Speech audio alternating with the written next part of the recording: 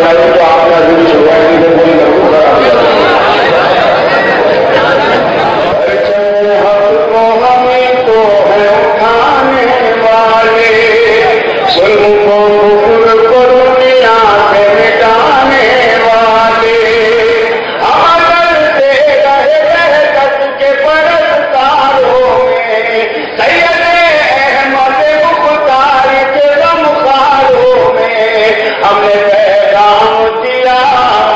تلواروں میں نام آتا ہے ہمارا ہی وفاداروں میں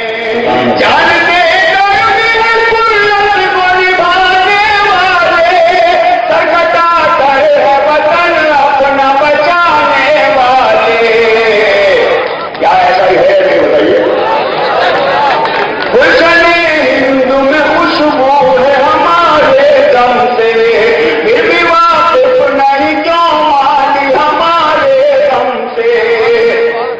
ہم نے اس ملک کو لے کر کے لہو سینچا ہے تب کہیں جا کے فرنگی سے وطن جیتا ہے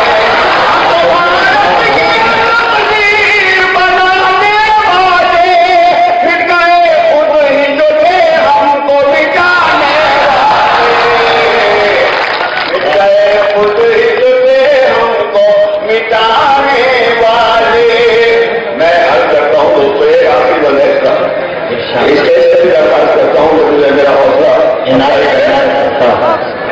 سمجھتا ہوں کہ دور حاضر کی ضرورت ہے ورنہ اللہ کا شکر ہے محترم شعرا حضرات کی ڈیوٹیوں میں بیٹھ کے کچھ ٹوٹا پھوٹا کہنا ویسا نہیں سیکھ گئے میں دو تین شے آپ کو بدل کے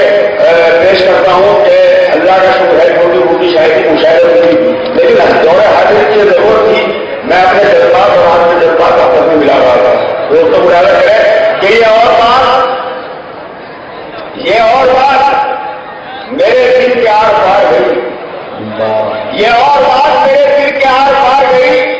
تیری نگاہ میری زندگی سنوار گئی تیری نگاہ میری زندگی سنوار گئی اور میرے یقین کی بنیاد ہے میری نسبت میرے یقین کی بنیاد ہے میری نسبت میرے شراب کے آگے ہوا بھی ہار گئی میرے شراب کے آگے ہوا بھی ہار گئی اور تیری انا نے تیری آبرو بچائی تھی تیری انا ہی تیری آبرو اتار گئی تیری انا ہی تیری آبرو اتار گئی اور دوستوں ایک فیصلہ آیا تھا ابھی چند مہینے پہلے اس کو مد نظر رکھتے ہوئے شعر کہ میں سوچتا تھا میرے ہاتھ میں جائے گی شاید میں سوچتا تھا تیری انا نے تیری آبرو بچائی تھی تیری انا ہی تیری آبرو اتار گئی میں سوچتا تھا میرے حق میں جائے گی شاید وہ ایک بات کی ظالم کے اختیار گئی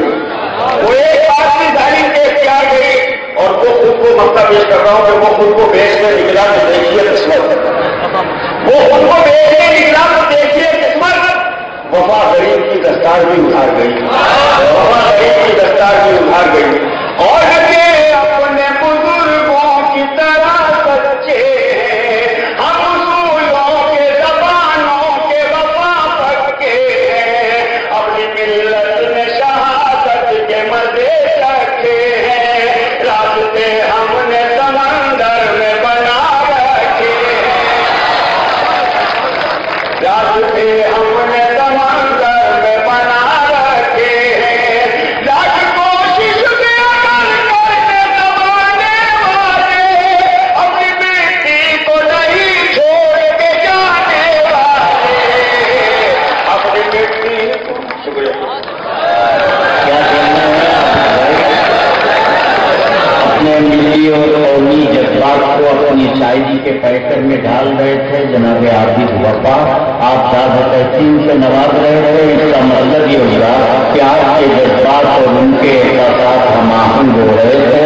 شاعری کے لیے ضروری ہے کہ سامنے والے سامعین جو ہیں وہ یہ محسوس کریں کہ ان کے دل کی بات کہی جا رہی ہے عابد صاحب شاید ایسا ہی کر رہے تھے دراصل مشاعرہ جو ہے یہ ہمارا تہذیبی تہوار ہوا کرتا ہے تمام رات ہم ایک تہذیب اور ایک ذہنی شعور کے راستے پر آگے بڑھتے ہیں بہت کچھ سیکھتے ہیں سوچنے کا کچھ نیا زاویہ ہمیں ملتا